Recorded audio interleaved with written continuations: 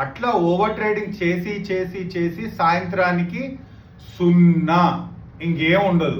ఈ రోజు టాపిక్ వచ్చేసి ఓవర్ ట్రేడింగ్. హలో అండి, నా పేరు రాజేష్ రాథోడ్, నేను మీ మార్కెట్ అన్న. సో జనరల్ గా ఎక్కువసేపు ట్రేడ్ చేస్తే ఎక్కువ పైసలు వస్తాయని అనుకుంటున్నారా? రోజంతా మార్కెట్ ముందు కూర్చుంటే ఇంకెక్కువ సంపాదించవచ్చు అని అనుకుంటున్నారా? అయితే మీరు పప్పులో కాలేసినట్టు. ఈ వీడియో మీకోసమే. ట్రేడింగ్ ఎప్పుడు జాబ్ లాగా ట్రీట్ చేయకండి. ఎందుకంటే జాబ్ లో ఎక్స్ట్రా టైం వర్క్ చేస్తే ఎక్స్ట్రా పేమెంట్ అనేది వస్తుంది, కానీ ట్రేడింగ్ లో అలా కాదు. ట్రేడింగ్ లో ఎంత ఎక్కువసేపు చార్ట్స్ ముందు కూర్చొని ఎంత ఎక్కువ ఓవర్ ట్రేడింగ్ చేస్తామో దానివల్ల లాస్ అవ్వడము, అనవసరమైన బ్రోకరేజ్ కట్టడం తప్ప మనకి ఇంకా ఎటువంటి హెల్ప్ అనేది ఉండదు. సో ట్రేడింగ్ అనేది ప్రాపర్ బిజినెస్ మైండ్ సెట్ తోని, మీరు ప్రాపర్ రిస్క్ మేనేజ్మెంట్ తోని మనీ లాస్ అవ్వకుండా ప్రాపర్ గా మైండ్ సెట్ బిల్డ్ చేసుకొని ట్రేడ్ చేయండి. ఎందుకంటే over brokerage, over time, over trading. General గా డైలీ ఒక టైం పెట్టుకోండి, అయితే మార్నింగ్ అవర్స్ లేదంటే ఈవినింగ్ అవర్స్. మన సెటప్ గానీ రీచ్ అయింది అంటే అప్పుడే ట్రేడ్ తీసుకోండి. ప్రాపర్ గా టైం మేనేజ్మెంట్, రిస్క్ మేనేజ్మెంట్ తోని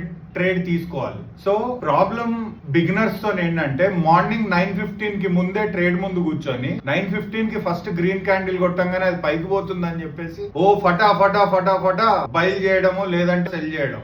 అట్లా ఓవర్ ట్రేడింగ్ చేసి చేసి చేసి సాయంత్రానికి 0 ఇంకేం ఉండదు. క్యాపిటల్ అనేది వైపౌట్ అయిపోతుంది. ప్రాపర్ గా రిస్క్ మేనేజ్మెంట్ తోని ట్రేడ్ చేసుకోండి, సైకాలజీని డెవలప్ చేసుకోండి, మైండ్ సెట్ ని కంట్రోల్ చేసుకోండి, రెస్పాన్సిబుల్ గా ట్రేడ్ చేయండి.